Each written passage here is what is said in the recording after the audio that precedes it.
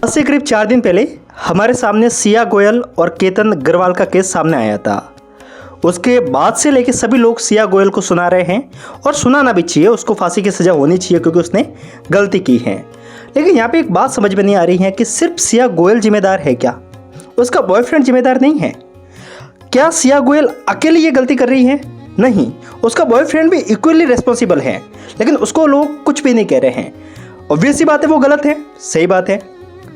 उसका बॉयफ्रेंड चाहता तो वो सिया गोयल को रोक सकता था कि भाई ये गलत कर रहे हैं, ऐसा नहीं करना चाहिए, किसी को मारना नहीं चाहिए, लेकिन लोगों की नज़र में वो अकेली गलत हो जाती हैं।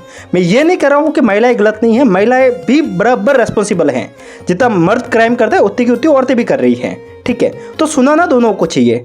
आज से करीब 3 से 4 साल पहले जब ज्योति मौर्य का केस हुआ था, जब वो ज्योति मौर्य जो शादी के बाद मतलब ऑफिसर बनने के बाद में अपने पति को छोड़ देती हैं, सभी लोगों ने बोला था कि औरतें शादी करने के बाद में, ऑफिसर बनने के बाद में पति को छोड़ देती हैं।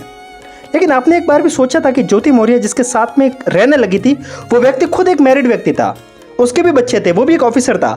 शादी करने के बाद में, बच्चे होने के बाद में उस व्यक्ति ने अपनी पत्नी को छोड़ा और वो ज्योति मौर्य के साथ में रहने लगा। लेकिन मीडिया ट्रायल में सिर्फ ज्योति मौर्य को लिया गया। मैं यहाँ पे सिया को डिफेंड नहीं कर रहा हूँ क्योंकि ये बहुत बड़ी कल्प्रिट है, इसको सजा होनी चाहिए, क्योंकि किसी को मारना किसी भी हद तक सही नहीं है। लेकिन यहाँ पे इस बात को भी समझना होगा कि जब हम किसी को गलत कह रहे हैं तो दोनों को समझना होगा। आज हमारे समाज में बात करेंगे तो बहुत सारे ऐसे लोग हैं जो लोग कह रहे हैं कि लाइक शादी के बाद में औरतें ऐसा दगा देती हैं। आप अपने आसपास में अपने दोस्तों को देखना, मैं लड़कों की बात कर रहा हूँ, सभी लोग मैरिड औरतों के पीछे भाग रहे हैं। ये बात आपको भी पता होगी, मीम के रूप में बात चल रही है। ऐसा क्यों? वो अगर मैरिड औरत के पीछे अगर कोई आदमी भाग रहा है तो ऑब्वियस सी बात है ना कि वो भी गलत है। वो औरत तो गलत है ही है, पर वो आदमी भी तो गलत है।